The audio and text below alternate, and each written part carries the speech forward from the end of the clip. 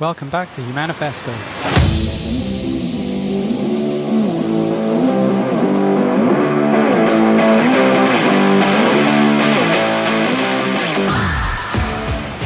This is the podcast where we explore what it means to live authentically with ADHD.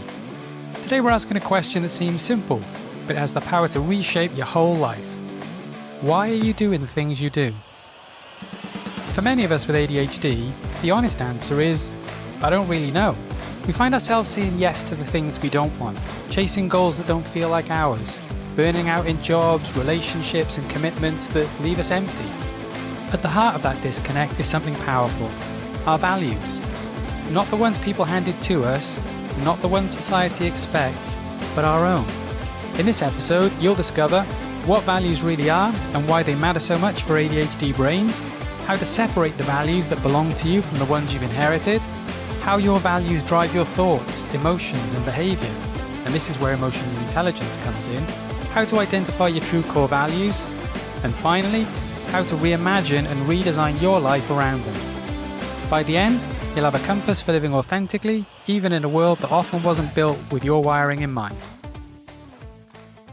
Here's something I wish someone had told me decades earlier. ADHD isn't a motivation problem, it's a meaning problem. Think about it. From the outside, ADHD can look like chronic procrastination, distractibility, or lack of willpower. But on the inside, it's not that we don't care, it's that our nervous systems won't engage unless something feels meaningful. Since I was in primary school, I wanted to be a lawyer. I read John Grisham novels and watched courtroom dramas and lawyer movies like A Few Good Men, The Firm, The Devil's Advocate, and so on. And I felt it was my calling. It required all the things I'm good at.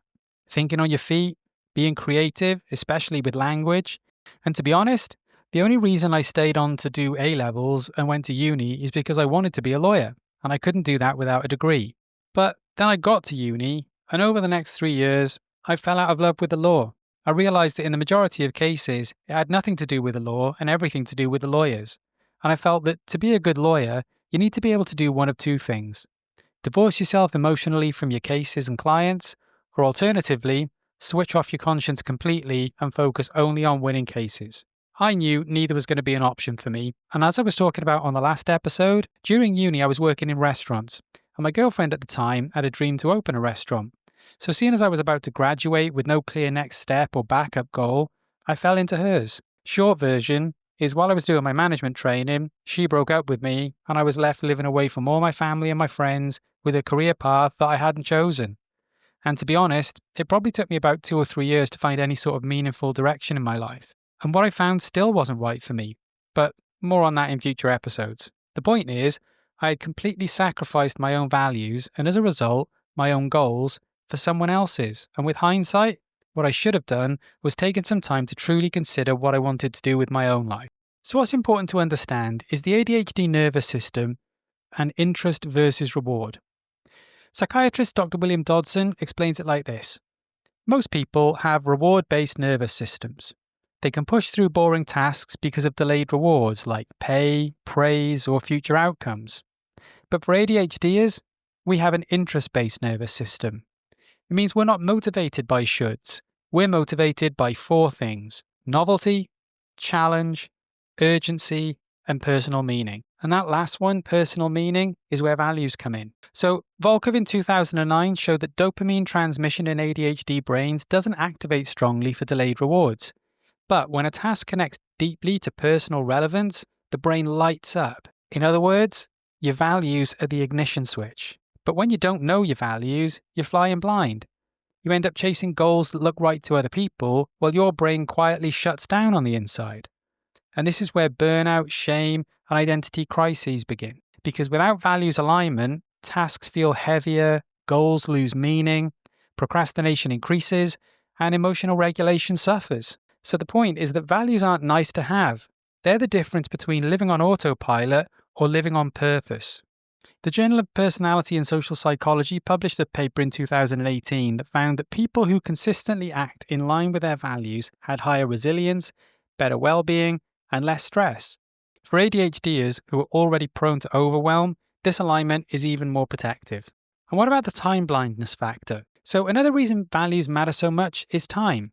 Dr. Russell Barkley calls it time blindness, the ADHD difficulty in holding the future in mind, because long-term rewards rarely feel real. So what is it that bridges the gap? It's emotional meaning. Values give weight to choices now, so we're not constantly hijacked by whatever's urgent or shiny in the moment. And without values, the ADHD brain is like a ship without a ballast, tossed by every wave of urgency, novelty, or external expectation. But with values, you have an anchor that keeps you steady. And that links back to the story I just shared. Looking back, I see it clearly. I had abandoned my values. I hadn't asked what mattered to me. I just chased someone else's story, and it left me adrift for years. And that's why values aren't optional.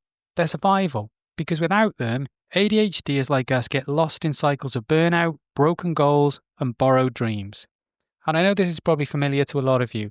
How many times you've started something and haven't stayed the course, and then you found yourself wondering why you couldn't stick with it, and likely probably thought that the problem was you. So before we even get into the how to find your values, I want to tell you a few things. 1. Your lack of motivation isn't a flaw, it's a signal. 2. Your procrastination isn't laziness, it's a sign of misalignment. And 3. Your burnout is not weakness, it's just a life built on the wrong fuel. Values matter because they're the only thing that keeps an ADHD brain engaged, grounded, and resilient. So take a second to think of one area in your life right now where you feel exhausted. Could it be less about willpower and more about a misalignment with your values? And think about a time where you felt completely drained by something, even though it looked good on paper. What if that wasn't laziness, but simply your brain telling you this doesn't matter to me? And now I want to delve into inherited versus authentic values, because I know this has been a massive one for me in my life, and there's a good chance it's been pretty important in yours too. So here's my next big question. Even if you can name your values, are they really yours? And if I asked you right now to list your top 5 values, what would you say? Family, hard work, success, loyalty, creativity, freedom? And here's the kicker. Even if you can list them easily, that doesn't necessarily mean they belong to you, because most of us, especially ADHDers, grow up carrying values that were handed to us by parents, teachers, culture, religion, or society. So what I want you thinking about as we go through today's episode is, even if those values spring to mind pretty easily, how does it make you feel when you're living in alignment with them? Do you feel energized? Do you feel positive? Do you feel uplifted? Or do you have that gnawing, nagging sense in the back of your mind that something's not quite right? Because if you think about it, from childhood, we're all taught scripts. Things like work hard, don't be too much, get a sensible job, be reliable, don't make waves. And because ADHD kids already feel different, we learn pretty early on to adopt these values as survival strategies. Hence, we mask, we blend in, and we play roles just to be accepted. But as Dodson showed in 2016, rejection sensitivity dysphoria means that ADHDers feel social criticism more intensely. So when a teacher says, "Why can't you just focus?" or a parent sighs, "Why can't you just be more organized?" it cuts deep. So to avoid rejection, we start living by their values, not ours. Now, in the short term, the effect is that you might look successful on the outside, but feel hollow on the inside. And the long-term effect, if not kept in check, is that you'll end up building an entire life, a career, relationships, and routines that feel like someone else's and give you no sense of personal satisfaction or progress or success. And there's a lot of science behind this conditioning. So, Teifel and Turner in 1979, in their social identity theory, showed that people adapt their behaviours and values to fit groups, and they often do this unconsciously. And for neurodivergent people, that adaptation can be chronic masking. And more recently, in 2017, Hull showed that autistic adults who camouflaged to meet social expectations reported higher anxiety, depression, and identity confusion. And we see similar patterns in ADHD adults who chronically live by these imposed values. Because the cost isn't just exhaustion, it's disconnection from your authentic self. So in order to help you spot the difference between inherited versus your authentic values, I'm going to give you a simple way to begin separating the two. Now, if you're sitting down somewhere, you can do this in writing, or you can do it in your head if you're on the move. So I want you to think about 3 values that you believe you hold. And for each one, ask the following question. Did I choose this, or was it expected of me? Now don't worry about who may be doing the expecting, just try and separate in that question. And then step number 3, notice the body signal. Which one of those values feels heavy, guilt-driven or draining? And which ones feel energizing, alive and freeing? Because that physical reaction that you're feeling, that's your compass pointing you towards which ones are authentic and which ones you might have borrowed from somebody else. And if you're wondering why that works, somatic psychology research shows that the body often detects authenticity before the conscious mind does. And Damasio demonstrated this in 1994, so this isn't a new concept either. But if a value lights you up, it's yours through and through. But if it weighs you down, chances are it's inherited. And there are risks to these borrowed values. Because when we live by values that aren't our own, it means our decisions serve other people's approval rather than our own fulfillment. It means we'll achieve goals and feel nothing. And we'll struggle to make choices because the rules that we're following aren't connected to our real desire. Not to mention the fact that we'll look at our lives and wonder, how did I even get here? And there's been recent research on this. In 2019, in the Journal of Happiness Studies, they found that value congruence with one's own self, i.e. living in alignment with your own values as opposed to with external norms, was a much stronger predictor of life satisfaction than income or career success. So when you think about your values, I want you to pause and ask, whose voice is this? Whose dream am I carrying? Is this the authentic me or the version of me I learned in order to survive? Because trust me, regardless of where you are in life or how old you are or what you've experienced, you haven't lost your values. They're not gone. They just might be buried under all the shoulds, and it's time for you to start listening to their voice again. So what's one value you've been carrying that might not belong to you? And if you chose to set it down, what might it open up instead? So now I want to dive into how values drive thoughts, emotions, and behaviour. And this is where the emotional intelligence comes in. Now, for any of you that aren't familiar with the term, emotional intelligence is often broken down into 5 areas. Number 1 is self-awareness, and that is knowing what you value. Number 2 is self-regulation, so choosing behaviour that aligns with those values. Number 3 is motivation, staying engaged because your goals mean something. Number 4 is empathy, recognizing and respecting others' values even if they're different to your own. And number 5 is social skills, building connections based on shared or respected values. Now, if you're interested in learning more about emotional intelligence, a book by the same name by Dan Goleman is an absolute fantastic book. It's one of my favorites that I've ever read. And he gives a sort of 4-part model for emotional intelligence that's quite an easy way to understand it too. And that is, 1, identifying your own values so that you can choose behaviors that align with them. And the other is to be able to recognize emotions in others so that you can manage your relationships more effectively. But however you choose to understand it, the point is this. When you know your values, you understand why you feel what you feel and why you do what you do. So you can think about it like a chain. It starts with a value that leads to a belief, that leads to an emotion, that results in a behavior. So whether it's you or anybody else in the world, when you see people behaving in whatever way they're behaving in response to how they're feeling. And they feel that way as a result of a belief they hold. And that belief is rooted in a core value. Now, again, thinking about another cool way to understand emotional intelligence, if you haven't already seen it, watch the Disney Pixar movie Inside Out. I've not seen a better way of understanding emotional intelligence than that movie. The second one's fantastic as well. So if you've got a couple of hours to kill and you want to laugh plus learn something interesting, Inside Out and Inside Out 2, absolutely amazing. So I just want to give you a quick example of this chain, right? The value, belief, emotion, behavior. Imagine you value security. If you do, it's possible that a belief you might hold is that you need a stable job.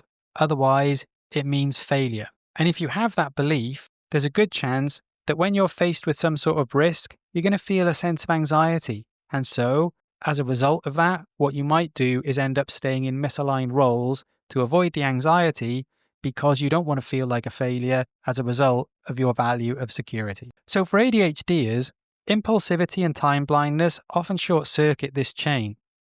But learning to pause, check in with your values, and then act, that's true emotional intelligence in practice. So whilst Inside Out might be a great way of understanding emotional intelligence, I'm going to give you a personal story that kind of shows you what not to do. Now, this will probably sound familiar to at least some of you, if not a lot of you, but even if you haven't made the same mistake I'm about to describe, there'll probably be some element of understanding. So throughout school, I always struggled making and keeping friends. I don't think I was a particularly unlikable kid, and it's not like I was a loner, but I was always sort of on the fringes. And this was most pronounced when I was in high school. I was a pretty smart kid, so I was always accepted by the nerds, although we didn't really completely understand each other, so I was never really a true part of that group. I was also pretty athletic. By age 14, I was playing basketball for my county, and by 16, I was playing for Wales. But in Wales, the only sports that really exist for boys are rugby and football. So even though I was playing sport at a high level, the jocks never accepted me either because the sport I played wasn't on the approved list.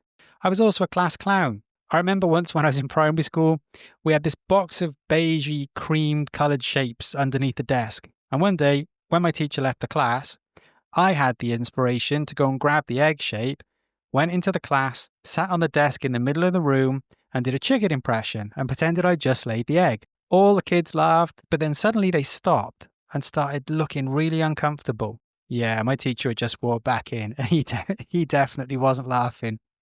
He even took me to the next class to do it again and try and embarrass me.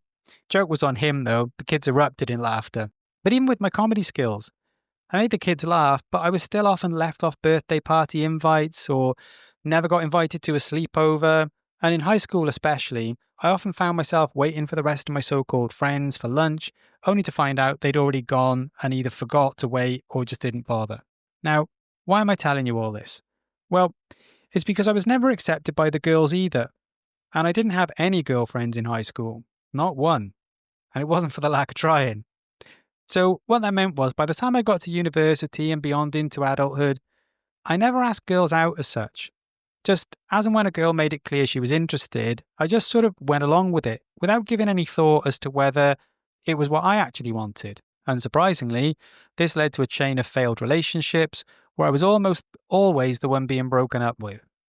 And all of this just reinforced the low self-worth and low self-esteem, which only fueled the vicious circle to just settle and accept whoever I could be with, as opposed to going after somebody I truly wanted. And by the time I was in my mid-30s, I had genuinely given up, and I'd resigned myself to the fact that I'd be single forever. And at that point, I applied for a job in the company I worked at, and the position was based in India. And I thought at the time it would be a fresh start and give me a chance to, sort of find myself. I'd watched Eat, Pray, Love, and I thought, well, if it worked for Julia, why can't it work for me too? But I wasn't going there looking for love. I was going there to try and discover who I was, what was wrong with me, and how to fix it. And when I was leaving, I made a conscious choice. I'm going to stop looking for love, as it was obviously hopeless for me. The irony is, after about 6 months, a colleague mentioned he was going to download Tinder and try and meet some people, although I'm pretty sure he was just looking to score with local girls. But one night, after a few too many beers, I downloaded the app. And 3 weeks and a few awkward text conversations later, I matched with a Colombian girl who was living there on a gap year from her master's. We went out on a date, then another, and it was unlike anything I'd ever experienced before. It was clear she was into me, but I was completely into her as well. And anyway, worked out well because in the end, and 2 years later, we were married. And next year is going to be our 10-year anniversary. So it just goes to show that when you're able to live in alignment with your values and you're able to prioritize them, everything else starts to fall in line. So why don't you have a think now? What's one recent decision or even a slightly older decision where your emotions made more sense once you traced it back to your values? Next, I want to talk about what happens when we live out of alignment. And let me be clear, this isn't just about feeling a bit off. Living against your values has ripple effects across your focus, energy, your relationships, your work, your health, and even your sense of identity. And for ADHDers, because we're already prone to burnout, emotional swings, and rejection sensitivity, those ripple effects can hit harder and last longer. So let's break this down with a few examples. Number one's procrastination and avoidance. When you're faced with a task that doesn't align with your values, your brain naturally resists.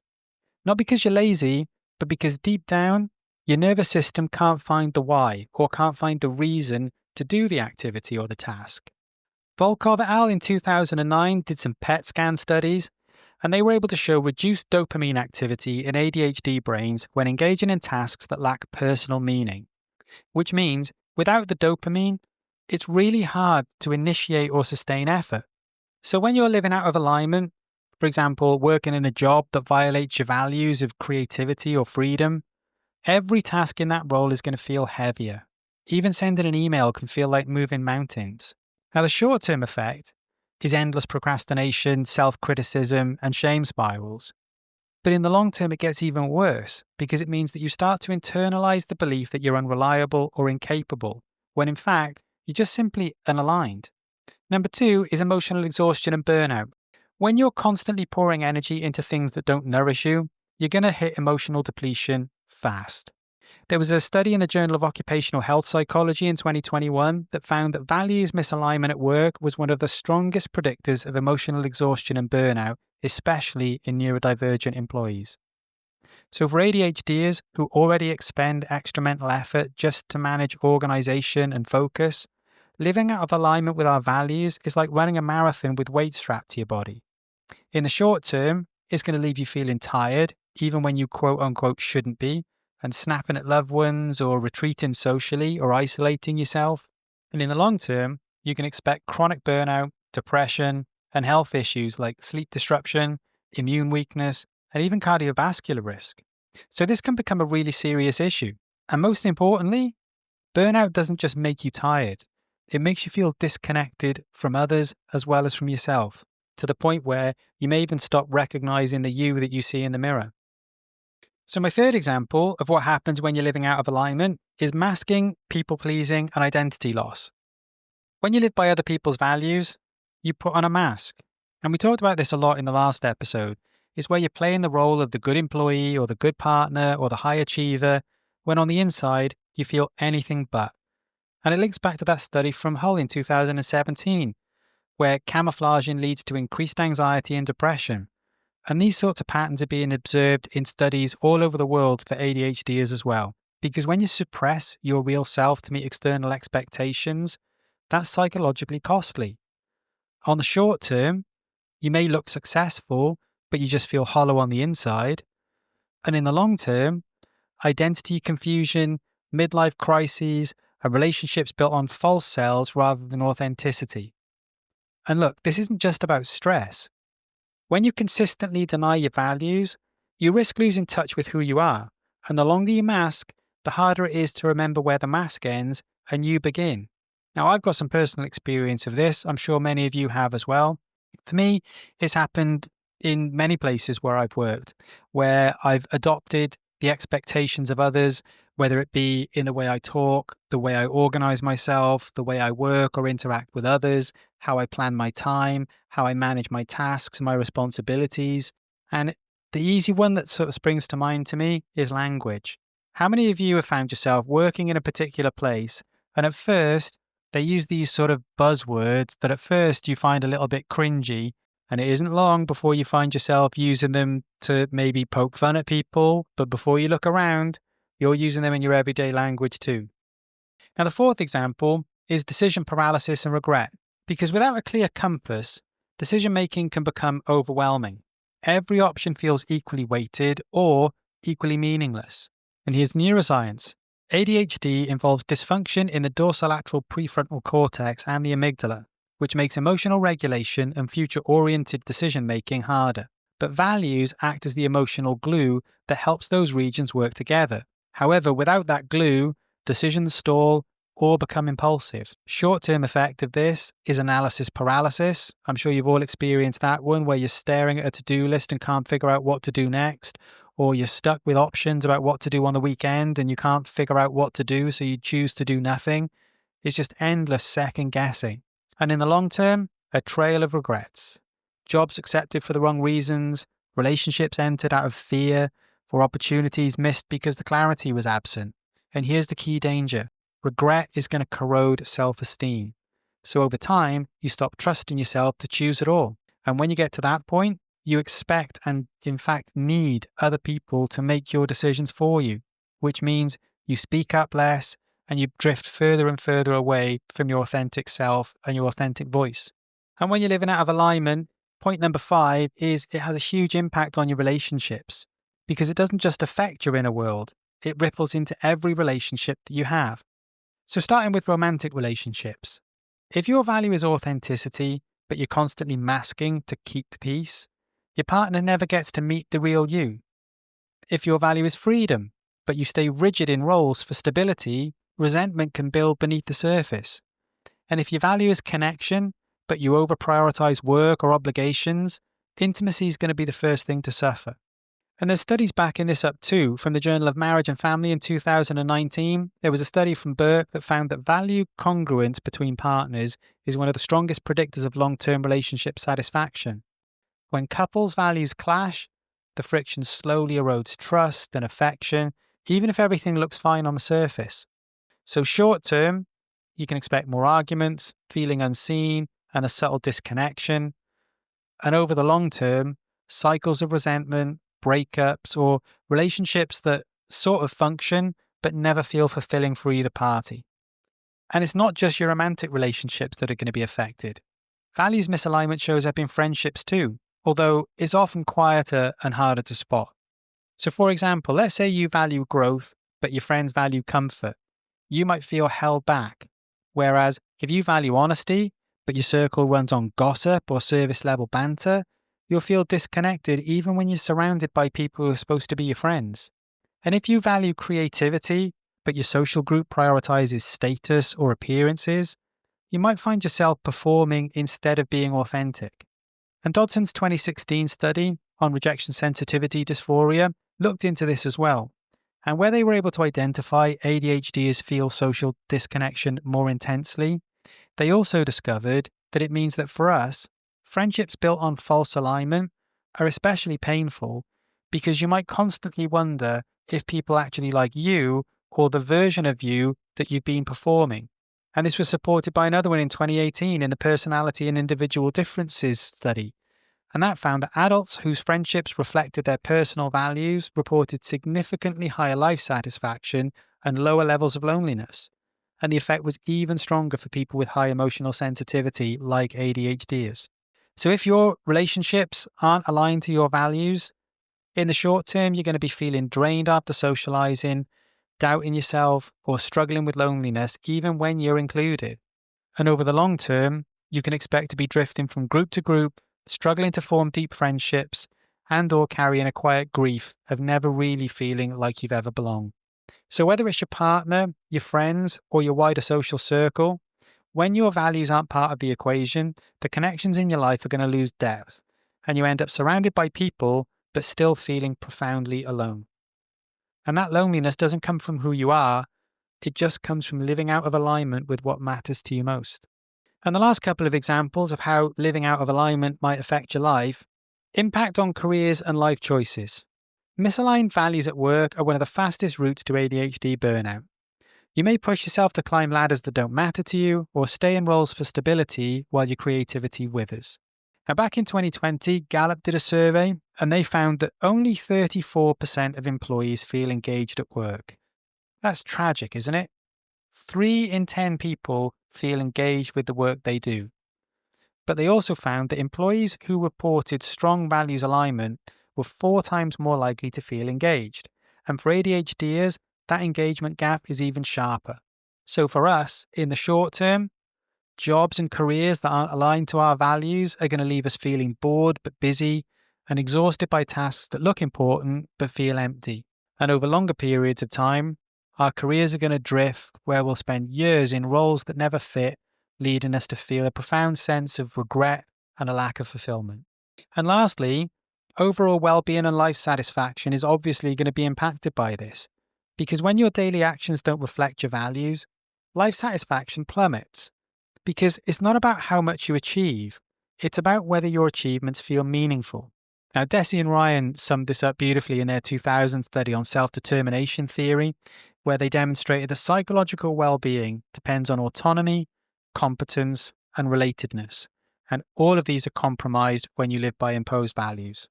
So, short-term impact of this: anxiety, low mood, sense of emptiness, and over the longer term, midlife crises, chronic dissatisfaction, and feeling like you're living someone else's life. Now, for ADHDers, that misalignment can also worsen symptoms, making things like time blindness, emotional swings, and focus issues harder for us to manage. Because the truth is, values aren't just a nice idea, they're the foundation of stability for our brains. So when you're wondering why you're exhausted, why you keep procrastinating, why your relationships feel strained, or why you can't seem to make choices that stick, chances are it's not you. It's likely because you're just living out of alignment with your own personal values. And once you know that, you can begin the work of realignment. So have a think, where in your life right now do you feel the cost of misalignment? Is it at work, in your relationships, or in how you spend your days? And try and take a moment to notice, because awareness is the first step back home. Now, I want to pause here for just a moment, because talking about values and alignment isn't just an interesting conversation. The reality is, it's deep work. And I know from my own journey, it can feel overwhelming to do it alone. So that's why I've created two kinds of support to help you. We've got subscription options for anyone who wants practical, structured ways to take what you're hearing in each episode and actually apply it. We have the Inner Compass for when you're doing this journey for yourself. You'll get every episode's individual workbook, plus all the past and future ones as well, and the weekly Humanifesto newsletter with bite-sized stories and ADHD-friendly tips. You've got the Trusted Path for when you want to work with somebody alongside you, whether it be a partner, a parent, a friend, or an ally. And you'll get every episode's Trusted Partner workbook as well as the newsletter. Or we've got the Whole Journey for when you want both. You'll get every workbook, the weekly newsletter, access to our live monthly Q&A, and the Do Manifesto, which is a monthly action kit that helps you turn insight into real change. And right now, our first 200 founding subscribers are going to get 50% off subscriptions for life. Plus, as founding subscribers, you'll also get discounts locked in for life on all future courses, products, and services we release. And if you'd rather work one-to-one with me, I also offer coaching designed specifically for ADHDers and allies as well. The Clarity session is a single session to cut through fog, calm your nervous system, and build a clear plan. The Foundations package is 3 sessions to co-build systems, habits, and emotional flow that honour your wiring. And the Reconnection journey is a 5-session package to unmask, reconnect with your core identity, and design a life of wholeness and authenticity. But these aren't about fixing you. They're about giving you tools, compassion, and space to become more you. All the links are in the show notes, or you can head to humanifesto.co.uk to find what feels right for you. All right, let's get back to it. Next, we're going to talk about identifying and living your values. Because here's the good news. Living out of alignment isn't permanent. No matter how long you've been doing it for, or how old you are, or where you are in life, you can find your way back. And the way you do it is by identifying your core values and learning how to live them. Not once or someday, but daily, in the micro choices that shape your life. So we're going to break this down into 2 parts. How to identify your values and how to live them in ADHD-friendly ways. So part 1, how you identify your values. The first step is noticing peak moments. Think back. When did you feel most alive, most proud, most energized? Maybe it was finishing a creative project, or supporting a friend through a crisis, or losing yourself in a sport or a hobby you enjoy. Those are value clues. Now, why this works is because the brain releases dopamine and oxytocin during peak experiences. And for ADHDers, whose brains are dopamine hungry anyway, those peaks are golden signals because they tell us where our wiring is naturally aligned. Now, the short-term benefit of this is you can spot patterns of meaning. And over the long term, you can anchor your goals and careers around these valued-rich moments. And step 2 is going the other way. Here we're talking about noticing painful moments. When did you feel drained, resentful, or frustrated? Because those often point to values being crossed. And why this works is because the anterior cingulate cortex in the brain registers social and emotional pain in the same way it registers physical pain. So your frustration isn't random. It's a neurological alarm bell. And in the short term, the benefit here is you're going to stop blaming yourself for overreacting. And over the long term, you can start setting healthier boundaries because you know what it is that you're protecting. Step 3 is to use a values list. Now you can use the list in the workbook, or you can just Google list of values. Circle the ones that spark something in you. And look, don't overthink this. Just cluster them and narrow them down to a top 5. Because clarity around just a handful of core values is strongly predictive of well-being across cultures, as demonstrated in Schwartz's values model from 1992. And step 4, define each value in your own words. Now, the important thing here is connection might mean deep conversations for you, but family dinners for someone else. So, as well as identifying the value, you need to define it on your own terms. So write what each one means specifically for you. And this is crucial, because without that definition, you risk chasing someone else's version of your value, which, in the grand scheme of things, isn't that much different than chasing other people's values in the first place. And then finally, step 5, you want to score alignment. So for each of those 5 values, ask yourself, how well am I living this right now? If creativity is a 3 out of 10, you found a pressure point, and that's a great place to start. Whereas, if freedom is a 9 out of 10, you know you're doing pretty well in that area, and that's something that you can further leverage and hang on to. Back in 2015, a longitudinal study in psychology and health found that adults who regularly reflected on their value alignment showed higher resilience, lower stress, and better emotional regulation, and particularly in those people who had ADHD traits. So now we're going to move on to the second part, how to live your values. Because identifying them is step 1, but the true transformation comes when you start living them. So here's a simple framework you can try. Step number 1 is to filter decisions through your values. So just ask yourself, when you're about to do something, does this support or violate my values? Now, as I'm sure you all know, ADHD brains can be impulsive, but even a couple of seconds pause to check values is going to create better outcomes for you. Because mindful pausing activates the prefrontal cortex, which strengthens executive functioning even in ADHD. And step 2 is to use your values to set goals in the first place. So for example, instead of I need to run 3 times a week, you could reframe that as I want to honour my value of health. And why this works is that according to self-determination theory, again from Deci and Ryan, goals tied to intrinsic values are far more sustainable than those tied to external pressures. Or another way of saying it is, when it's something you really want, being able to keep motivated for it is far easier than when it's something you think other people want from you. And this is going to transform goals from chores into identity-affirming choices, and that's something that ADHD brains respond really well to. Now, step number 3 is to recognize that nothing's going to be perfect, so it's important that we plan for conflict, because life is going to challenge your values. Maybe your job offers financial stability, but threatens your value of freedom. And when things like this happen, it's helpful to create if-then plans. So for example, if my value of rest is threatened, I'll set clearer time boundaries. Or if a task feels draining, I'll reconnect it to the value that it supports. Because we know from the implementation intention studies from Gollwitzer in 1999, if-then planning significantly increases follow-through, especially in adults with executive function challenges. And for those of us with ADHD, we definitely have executive function challenges. And then step 4 is to track micro wins. This is where we throw perfection out the window, because often it's not helpful. It's just another stick we use to beat ourselves with. Because naturally, ADHDers often want big wins fast. Not just because we're impulsive, not just because we can be enthusiastic, but also because we've started so many things that we haven't finished. Every time we start something else, we want this to be the one thing that we stick to and the one thing we succeed in, so we can start actually doing something that we can look at and be proud of. So instead of aiming for perfection, notice alignment in tiny moments. So declining an invite that doesn't fit, or protecting an evening you wanted for yourself, or speaking up for yourself at work or in your relationship. And the reason this works is because micro wins provide the dopamine hits that ADHD brains need, whilst building momentum through positive reinforcement. And then lastly, step number 5. You want to revisit these regularly. I'd say monthly, but whatever works for you, because the point is that values aren't static. They're going to evolve over time. So set a reminder on your phone or wherever you normally do that to check in with yourself and double check what's still true, what needs updating. Because the study from 2020 in the Frontiers in Psychology found that flexible value reflection improves adaptability and reduced anxiety in neurodivergent adults.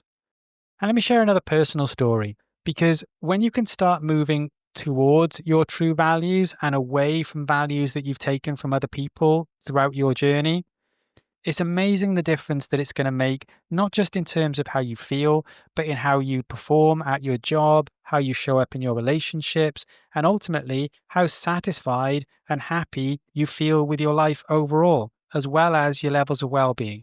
So before my diagnosis, I was like pretty much every other ADHDer I know or ever heard of. Amazing at starting things, full of enthusiasm, excitement, and optimism for about 3 days before I get bored, give up, and end up back at square one. Whether it's hobbies, habits, routines, you name it, it'll all fall by the wayside eventually. But when I heard the doctor say those words to me, "You have combined type ADHD," it changed everything because now I knew the rules I was playing by, so I could rebuild with a different mindset. And after my diagnosis, I realized why self-help had never really worked for me. Not that it doesn't work, but because it's mostly designed by and for neurotypical brains, and I needed a different approach. Chances are you do too. So I went on the hunt for an ADHD coach. And as a result of our work together, I've completely overhauled my routines. As someone who was usually waking up mid-morning or later and staying up till the wee hours, I trained myself to start getting up earlier. Just 10 minutes earlier every week until my wake-up time went from around 8:30 to 5 a.m. It then meant I was able to go to the gym before work. And that was great for me because when I used to go after, or at least try and go after, all too often I'd end up exhausted from my day of work, or I'd have a crap day and didn't have the motivation to go, so I'd end up skipping it. Essentially, I was the gym's perfect customer, pay my subscription every month and almost never go. But going in the mornings meant nothing could sidetrack me because it was the first thing I did. And it also set me up full of energy to start my working day. And still, before work, I would write my journal, track my mood, energy and focus, plan my day on paper before I start it in person, and I'd also track things like my diet, my sleep routine, my reading habits, my learning habits. And while I didn't always stick to everything that I started, I now have a really solid routine that I've been doing for a couple of years. And look, I know routine smells and feels repulsive to ADHD brains, but the reality is, without structure, we simply can't function. So, although my routine still feels challenging occasionally, I can add flexibility to it. I don't do the exact same thing on weekends or when I'm away on holiday, but the core things like journaling, like eating breakfast, like drinking water when I first wake up, like reading every day, like learning every day. It was Duolingo. I know I'm Practica AI, which I'm finding much better, but no slight on Duolingo. But those core things stick with me every day, and that acts as a sort of anchor. So what it basically means is I can get my variety in various ways, but by keeping my routine as solid as I can, it acts like a platform that I can build each day off. So what's one area of your life you could realign your values with this week? Have a think and let me know. I'd love to hear from you. You can DM me or email me, tag at Humanifesto or hashtag #myhumanifesto. I'd love to hear from you. So let's recap. ADHD isn't about broken motivation, it's about meaning. And values are your compass. Because when you live out of alignment with your values, you end up drained. But living in alignment with them is going to empower and energize you. And your emotional intelligence is going to grow when you know and live your values. And look, regardless of where you are in life, you can start rebuilding today. There's never a too late where this is concerned, and you can build your life around what truly matters. So here's your action step. Take some time this week to reflect, write down your top 3 values, or if you're on the move, just think them through and ask yourself, where in my life am I aligned and where am I not? And before we finish, I just want to remind you that this kind of work is powerful, but it can be hard to sustain alone. And that's why I created the subscription options and the coaching packages. So if you're interested in finding some extra support, you can go to humanifesto.co.uk and get all the information you need. And don't forget, first 200 subscribers will get that 50% off for life. Because this isn't about quick fixes, it's about building something sustainable together. So remember, you don't need to fix yourself, you need to find yourself. And it's your values that are going to lead you there. So thanks for spending this time with me today. I hope you found it useful. Love to hear your feedback. As I mentioned, you can DM me or get me on the usual contact methods. Until next time, remember this from the late great Steve Jobs. Your time is limited, so don't waste it living someone else's life. Until next time, everyone, have a great week.